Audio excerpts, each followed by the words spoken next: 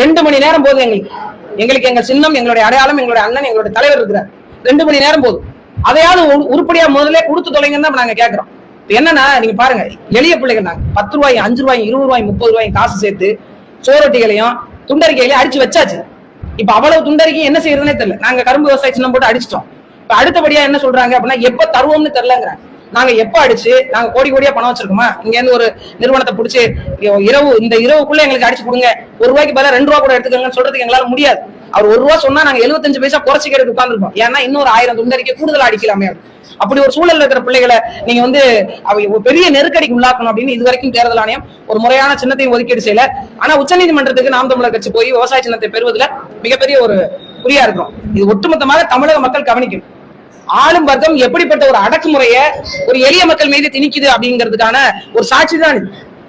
முதல்ல இவங்க சின்னத்தை பிடிங்கிட்டு எண்ணெய் ரைடு விட்டு பயமுறுத்தி பார்த்தாங்க, ஒருத்தரும் பயப்படல.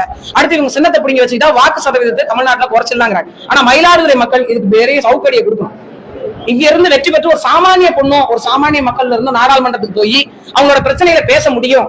பணம் இருக்கிறவங்க தான் அரசியல் செய்ய முடியுன்றதை உடைக்கணும். ஒரு சாமானியனும் இங்க இருந்து போக முடியும். அதுதான் சரியான ஜனநாயகமா இருக்கு. ஒரு சாமானியனும் சட்டமன்றத்துக்கு போகணும், ஒரு சாமானியனும் நாடாளுமன்றத்துக்கு போகணும். என் பிரச்சனைகளை களைவது என் கண்ணோட்டத்தின் வழியாகத்தான் சட்டங்கள் வகுக்கப்படும். அதுதான் சரியான சமதர்மம், சமத்துவம். அதை நிலைநாட்டுவதற்கு அந்த மக்கள்ல இருந்து ஒரு அடிப்படையில இருந்து